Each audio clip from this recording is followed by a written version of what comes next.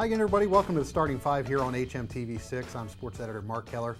Joined this segment by sports reporter Tim Kelby. To my left, we're going to be talking some baseball and softball here in just a moment, but we're going to start out, Tim. The Maryland State Board of Education last week approved the move of the start of fall practice to Wednesday, August 14th. That's 3 days earlier from the August 17th date.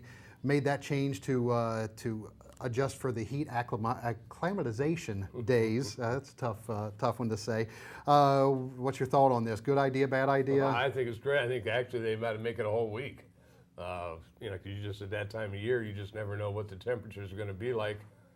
Generally, they're obviously, we all know they're very hot and humid.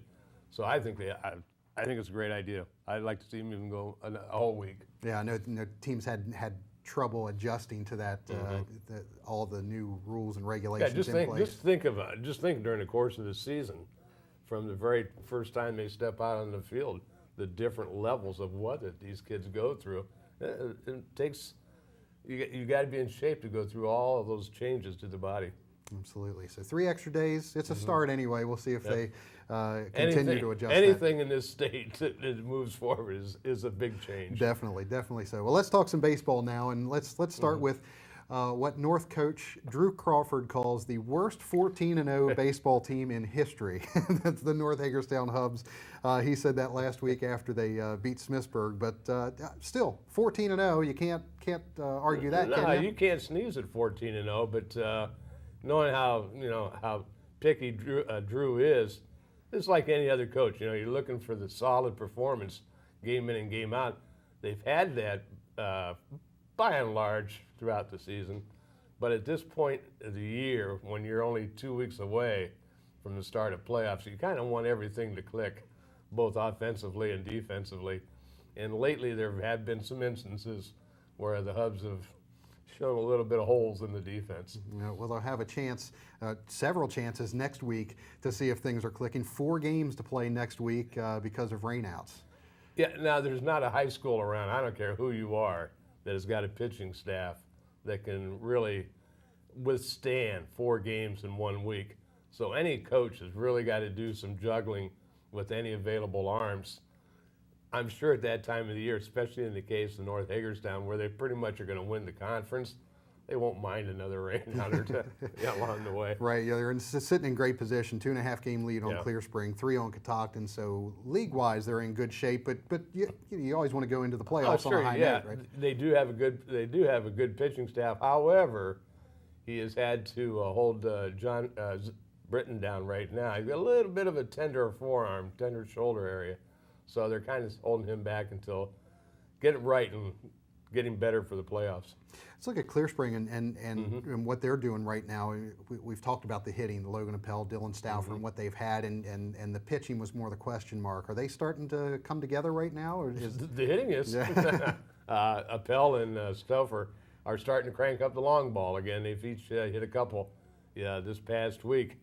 And if they get any bit of pitching, I think that they can challenge in the 1A West. And I think when it boils down to the very end, it's nothing to take anything away from Brunswick, but Clear Spring has beaten Brunswick, that it could boil down to Clear Spring and Allegheny in the 1A West. Well, we kind of saw last year with Williamsport in 2A that they made this run with pretty much a cobbled together pitching staff. And really only 2 pitchers, Byers and Lucas, who were sharing duties in every game they were playing.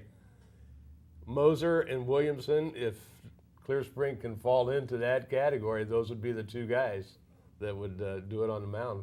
And Jared Brandt, as a left-hander, he finally got a start last week and did not do all that bad. And if they can get anything positive out of Jared Brandt, that's icing on the cake. And it seems like in 1A especially, you get those couple hot pitchers that anything can happen. Yeah, they can carry you. Well, let's go over to softball now. We'll stick with Clear Spring. And they had their best chance to catch Catoctin, but lost to the Cougars. But then they followed that up with another loss to Smithsburg. Everything okay in Clear Spring? Well, they've rebounded. They've won a couple since then. But obviously, I think now that conference is pretty much decided in favor of Catoctin. But still, Catoctin's out of the way tournament-wise because they're a 2A team. Clear Spring, I think, right now is the team to beat in single A. Smithsburg will be there too, but I think Clear Spring is the team, especially if Mills gets herself straightened out. She's only a freshman, but she didn't have a good game the other day that I saw against Catoctin. And of course, neither pitcher really did in the long run. It was 11-8, but yeah, they've got the hitting. I think they can go somewhere. Smithsburg on the other side. I mean, Smithsburg, I think, yeah, they've just simply got to ride Kara Ferguson as long as they can. And Kara's been hit pitching more so than she was last year at any time. So if she get her arm straight and get herself in a situation where she can carry the Leopards, well, then obviously they can make a lot of noise too. Right. North Hagerstown has sort of righted the ship a little bit. They won a few games here and beating Smithsburg after the Leopards knocked off Clear Spring. You know, they're still kind of in the running. Well, yeah, there's another team that's in. You know, they start off the season with they have 4 league wins, then they lose 2, and now they've come back and they've won 3. Okay, so the question is, will the real North softball team stand up? And you know, again, they have had. Talk about the baseball team in North. They have had very poor games at times defensively. There have been games where it looks like they've never learned a thing, but there's been other games where they've been clicking on all ends. Once you get into the 3A West playoffs, it seems like there's the haves and the have-nots in that 3A West, and from what we've seen last year. And where does North kind of fit into that? I think that there's a lot more have-nots in 3A this year than there are in the haves. And if North can get it together, that they've got a good shot of moving along in the playoffs.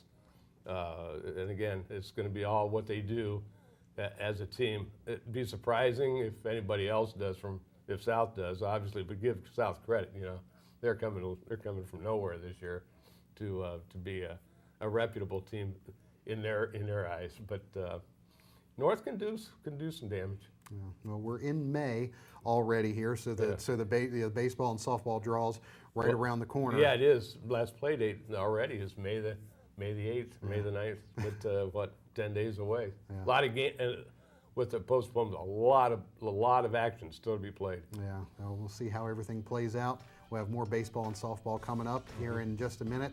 I'm going to yield the floor to Tim. He's going to be joined by Amrit Rayfield and Martin Gebbin from St. Marie Goretti. More on the starting 5 coming up here in just a minute.